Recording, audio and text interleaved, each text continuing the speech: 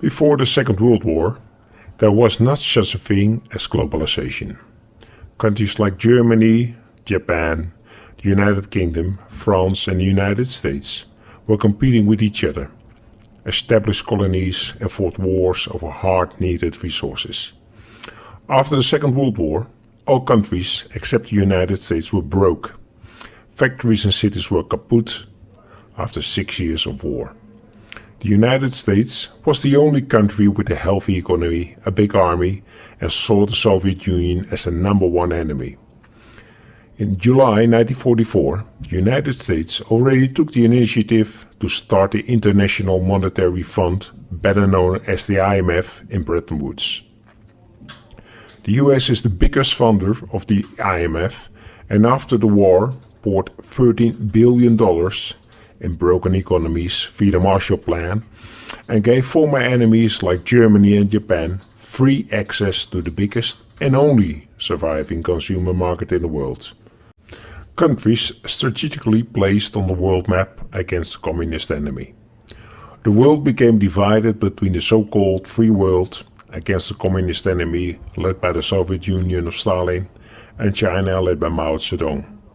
The US started NATO in 1949 and the Soviet Union in reaction created the Warsaw Pact in 1955. The Cold War had many conflicts like Korea, Cuba, Vietnam and Afghanistan. The cost of these conflicts led to a worsening economy and to the end of the dollar being backed by gold, the so-called Golden Standard in 1971, as many Western countries started to switch their dollar stock for gold. The dollar was now a fiat currency, meaning the value depends on what the market thinks it is worth and vulnerable for default. To protect the value of the dollar, the US reacted with the start of the petrodollar as they made a deal with Saudi Arabia, which is the biggest country in the oil-producing cartel OPEC. And they decided that oil only can be sold in US dollars. This gives the US dollar its current status. The US brought also China onto the Western side in 1972 with the ping-pong politics of Nixon, and this gave China access to the world economy. When mid-80s the Soviet Union couldn't cope anymore with maintaining a first-class military on a third world budget, the Cold War ended and in 1991 the Soviet Union collapsed. Globalization now really started with the United States as the only superpower left on the world, and so guaranteeing safe trade that we now know under the name of Pax Americana. With free access to trade all over the world, economies could grow with cheap labor in China, low prices for raw materials from ex-Soviet republics, high consumer confidence, low interest rates, and free printed money like never seen before in the history of mankind. We use oil for all our needs. The barrel of oil produced in countries has risen, and China has been converted in the factory of the world.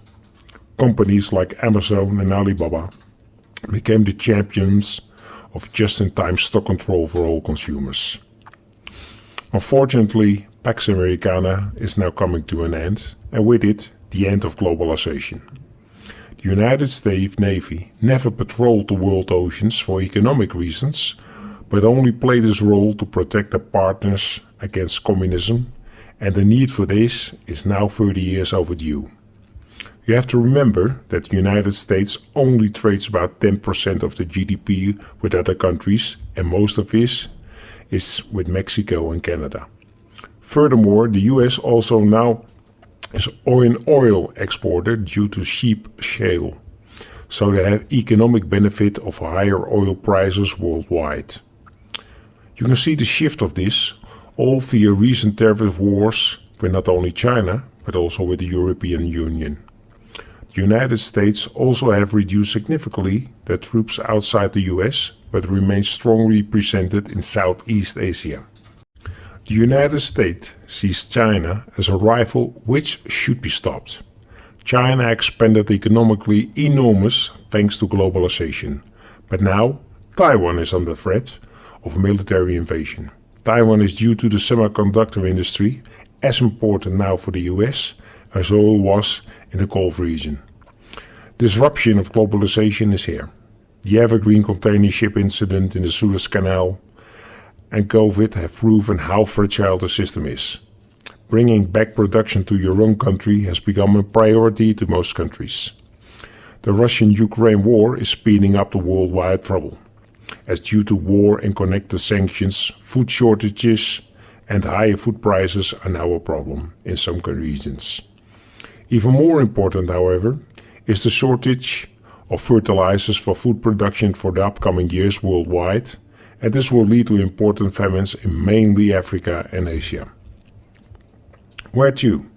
We can expect that this trend of deglobalization will continue, and China will be the biggest victim of this as factories will close, unemployment will rise, high private debt and food insecurity will lead to social unrest. Chinese leadership will undoubtedly do everything in its power to stop this, like it did in Hong Kong, and an invasion of Taiwan is a very good decoy to stay in power. A lot of countries like Argentina, Turkey, Nigeria, Pakistan, Sri Lanka and Peru are now already in big trouble, and a lot of other countries with high debts who can't face high interest rates, inflation, food insecurity and social unrest will follow soon.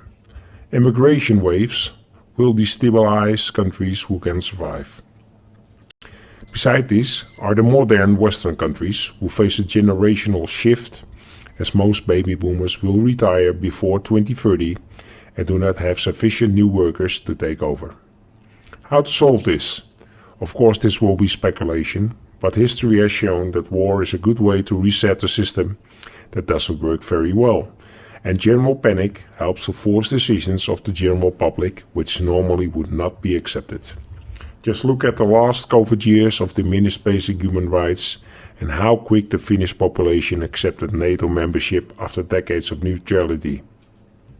A monetary reset will probably take place via an IMF rescue of defaulted countries, and the introduction of a Bitcoin-like world currency can be expected.